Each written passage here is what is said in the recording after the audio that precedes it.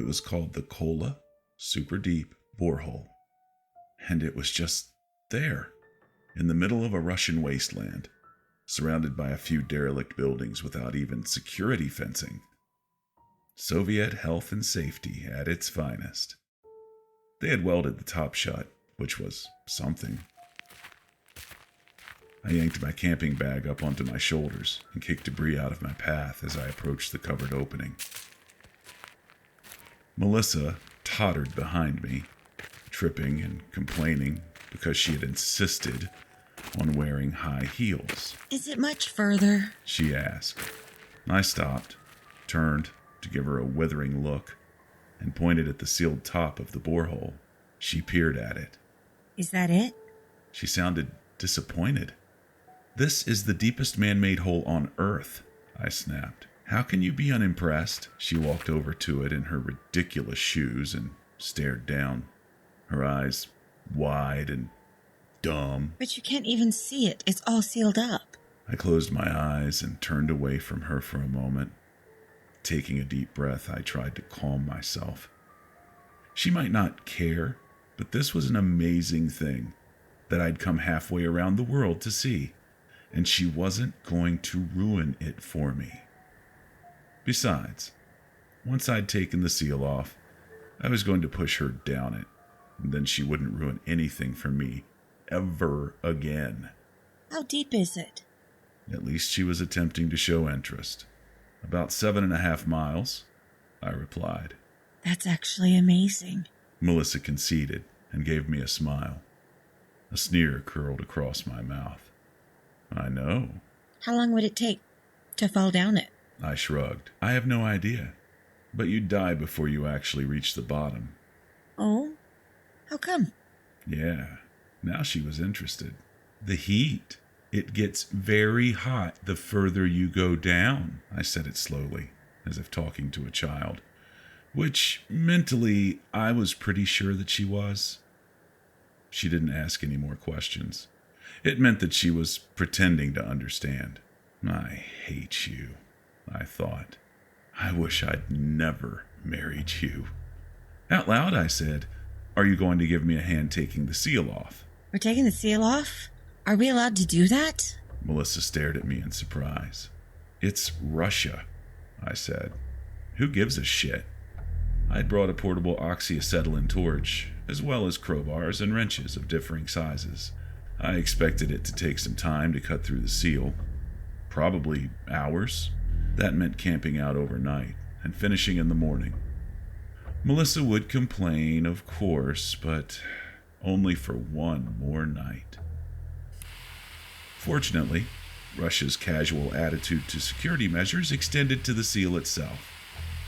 The metal was much thinner than expected, and of poor quality. Before long, the torch had burnt a decent-sized hole in the sheet, and as I probed it with a crowbar, there was a ringing pop. I threw my weight against the bar, and almost half of the plate came away, hinging on a crack that ran the full diameter of the seal. Sitting nearby, Melissa exclaimed, "Oh, well done. It's open." But I could see that it was no good. The borehole wasn't that big, and the whole seal would have to be removed if I wanted to fit her down it. That would still take quite some time. I gritted my teeth, kept cutting. She came nearer, and I just knew that she was looking directly at the glowing metalwork. "Why are you taking the rest of it off? We can see down now." I shook my head, my voice slightly muffled by my mask. No, it needs to be bigger. I want to fit a camera down there." "Oh," she said. She picked up a rock from nearby and dropped it into the darkness. "How long will it take to hit the ground?" I looked at her in disbelief. "I literally said that I don't know." Melissa pouted. I worked for another hour before grudgingly accepting that it would have to be finished in the morning. I turned the torch off and pulled the mask away. "Let's get the tent up," I said, not looking at Melissa. "Preparing for a fight." "Okay," she said. I looked at her in surprise. She was standing closer than expected, looking down into the darkness through the seal. I wondered how long she'd been there. After a few moments, I reached out and tapped her arm. "Well, come on then." She looked up at me with big, vacant eyes, just staring for a few moments. Then she moved over to our bags. We worked in silence, which was a first. Usually Melissa would complain of sore feet or general tiredness, but this time she barely said a word. Occasionally she glanced over at the borehole.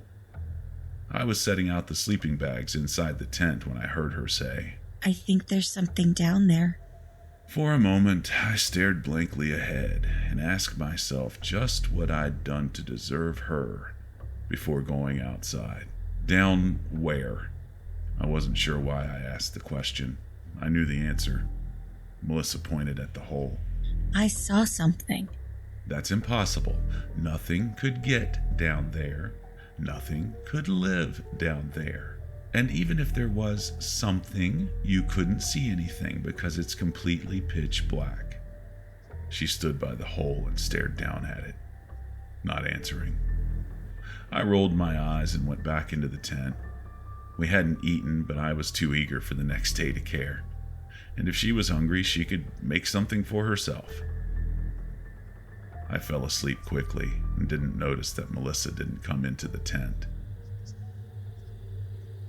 I dreamed. I dreamed that I awoke in darkness, alone. Outside there was a silhouette against the night sky, and in the torchlight I could see that it was Melissa, standing by the borehole, but not looking at it. She was looking at me with wide black eyes, her face split open. The torch fell from my hand, and as it rolled away, its reflected light revealed her, standing in place but pulsating and shaking, her head juddering from side to side. I didn't remember anything else. I was awoken the next morning by dull sunshine. I kicked open my sleeping bag and crawled outside. Melissa was already there, seated on the ground by the borehole. She didn't look at me, and I assumed that she didn't know I was there until she spoke. "Stephen, there's something down there." I pressed my hands against my face. For God's sake, Melissa, are you still on that? I just woke up. She turned to look at me, her face pale. She didn't look like she'd slept. I went over and glanced down the hole. There is literally nothing but darkness. How about you make some food while I take the rest of the seal off? She might as well be useful in her final hours. Melissa hesitated and then nodded, moving away from what would soon become her permanent resting place. She started rooting through the bags, and I got straight to work. I wasn't really hungry. I was far too excited for that.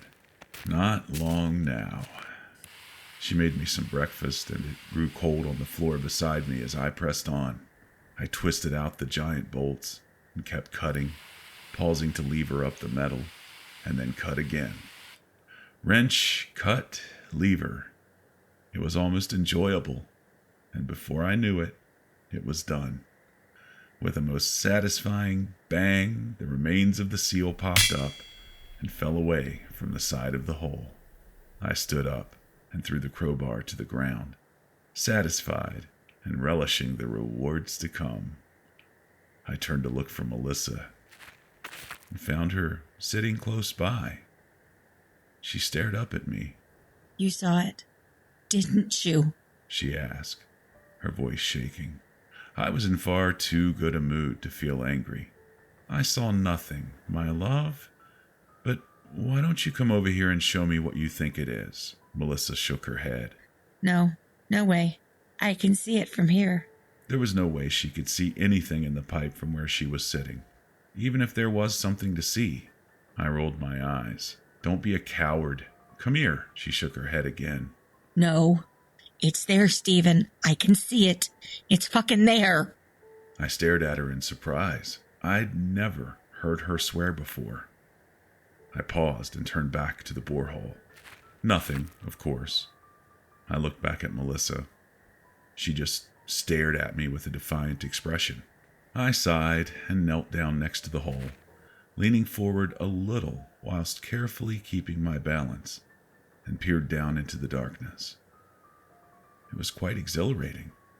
7.5 miles, straight down, of nothing but darkness. Nothing but that. It was just a dot, down in the blackness. Something that wasn't black. Something that was white. Something that was growing. I stared at it, uncomprehendingly, until I realized that it wasn't growing. It was moving. Moving fast. Moving closer. I felt a rush of shock that became fear. This was impossible. Impossible. Suddenly, Melissa's voice was in my ear. It doesn't like being alone, she hissed. She pushed me hard, and I fell forward. And I fell. And I fell. And I fell. I fell for 3 minutes and 47 seconds.